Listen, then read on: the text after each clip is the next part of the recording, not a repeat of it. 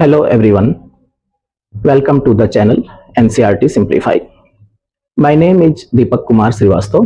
I am an assistant professor and this channel is especially created for the students of 11th 12th humanities. आज मैं आपसे एक आसान सा सवाल पूछना चाहता हूं। क्या आपको लगता है कि ह्यूमैनिटीज एक इजी सब्जेक्ट है? अगर जवाब हाँ में है तो ये एक बहुत बड़ा मिथ है। अगर कभी आपको किसी ने कहा कि ह्यूमैनिटीज एक इजी सब्जेक्ट है, इसमें कोई कॉन्सेप्ट नहीं होता, लोग रट्टा लगा करके पास हो जाते हैं, तो कहीं ना कहीं वो एक ओपिनियन अपने दिमाग में सेट कर रहे होते हैं कि आप एक कमजोर स्टूडेंट हैं, वीक हैं स्टडीज में, कोई और ऑप्शन नहीं था आपके पास, इसलिए आपने एक इजी सब्जेक्ट, एक इजी स्ट्रीम चूज कर ली। तो ये एक बहुत बड़ा मिथ है। ह्यूमैनिटीज इजी सब्जेक्ट नहीं है। ह्यूमैनिटीज एक कॉन्सेप्चुअल सब्जेक्ट है, उतना ही कॉन्सेप्चुअल जितना कि साइंस का सब्जेक्ट होता है। ह्यूमैनिटीज कॉन्सेप्चुअल सब्जेक्ट है, इसको समझाने के लिए मैं आपको कुछ एग्जांपल देता हूं। ह्यूमैनिटीज में कॉन्सेप्ट को समझने के लिए आपको 3 कीवर्ड्स की जरूरत पड़ती है। व्हाई यानी कि क्यों, हाउ यानी कि कैसे, और इम्पैक्ट प्रभाव या परिणाम।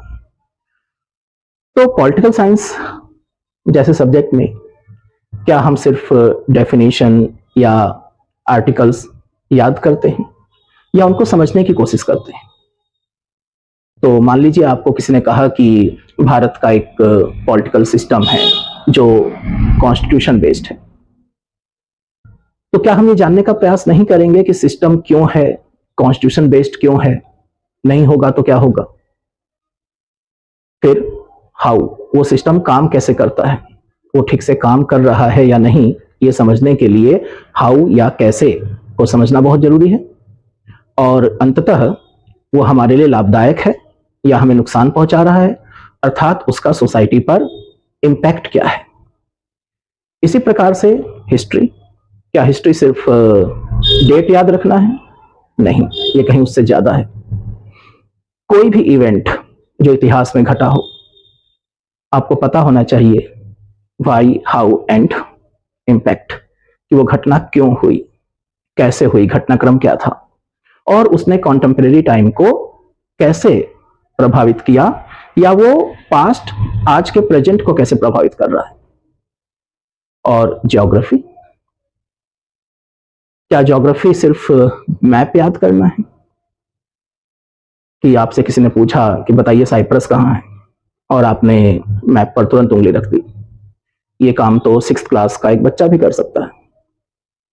तो जब तक हम नेचर को ह्यूमन लाइफ से कनेक्ट नहीं करेंगे, एग्जाम्पल के तौर पर रेन है या क्लाइमेट चेंज है, जब तक हमें पता नहीं होगा क्यों या प्रोसीजर क्या है, कैसे, या रेन का होना ना होना या क्लाइमेट चेंज का हमारे आज की लाइफ पर प्रभाव क्या पड़ेगा, या आने वाले भविष्य पर उसका क्या प्रभाव पड़ेगा, तब तक आपका ज्योग्राफी पढ़ना बेकार है। तो ज्योग्राफी उतना ही कॉन्सेप्चुअल है जितना साइंस। तो ये मिथ तो मिथ ही है कि ह्यूमैनिटीज इजी है या उसमें कोई कॉन्सेप्ट नहीं होता, हम सिर्फ रट्टा लगाते हैं। तो अब बात करते हैं कि जब ये कॉन्सेप्चुअल है, फिर ये आम शिकायत क्यों है कि ह्यूमैनिटीज में अच्छे मार्क्स नहीं आते, या वो समझ में नहीं आती, या उसमें करियर ऑप्शंस ज्यादा नहीं है? इसका कारण ये है कि हम उसको समझ करके नहीं पढ़ते हैं। जो 3 सबसे बड़ी प्रॉब्लम है स्टूडेंट्स की, उसमें पहला तो ये है कि हम पढ़ते रहते हैं। तो आप कहेंगे हाँ, पढ़ना तो होता ही है, लेकिन आप गौर करिए, पढ़ाई लिखाई, रीडिंग एंड राइटिंग, ये 2 शब्द हैं। अगर आप सिर्फ पढ़ते रहेंगे, लिखेंगे नहीं, राइटिंग प्रैक्टिस नहीं करेंगे, तो काम नहीं चलेगा। Number 2, lack of revision. आप नोट्स बनाते हैं लेकिन उसको रिवाइज नहीं करते।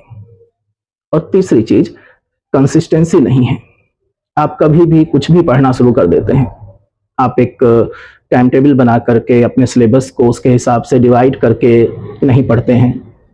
आज जब अभी आपके फाइनल एग्जाम में या 12th में जो बच्चे आए हैं उनके बोर्ड एग्जाम में लगभग 315 डेज हैं, तो आप कहते हैं अरे अभी तो बहुत समय है, लास्ट के 2-3 मंथ्स पढ़ लेंगे।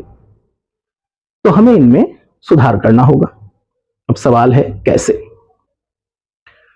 तो इस चैनल को क्रिएट करने का जो मकसद है वो ये है कि बहुत ही सिंपल लैंग्वेज में आपको चीज़ों को एक्सप्लेन किया जाए, आपको आंसर राइटिंग के बारे में बताया जाए, आपको एक सिस्टमैटिक रिवीजन प्लान दिया जाए बहुत ही सिंपल लैंग्वेज में, जो सीबीएसई, आईसीएसई और स्टेट बोर्ड के लिए इक्वली फ्रूटफुल हो।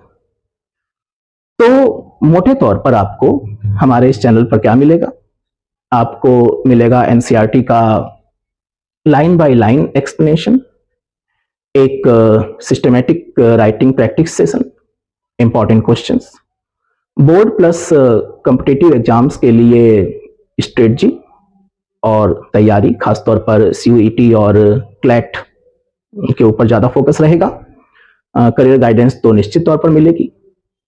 तो अगर आप सिर्फ पास होना नहीं चाहते, आप टॉपर्स में अपना नाम लिखवाना चाहते हैं और उससे भी कहीं आगे बढ़ करके आप ह्यूमैनिटीज में अपना भविष्य देखते हैं, तो हमारे इस चैनल को सब्सक्राइब करिए, अपने बाकी दोस्तों तक इसको पहुंचाइए और लगातार हमारे साथ जुड़े रहिए। जो नेक्स्ट वीडियो आएगी उसमें मैं आपको पूरे 1 साल का एक सिलेबस क्लासिफिकेशन और स्टडी प्लान डिस्कस करूंगा।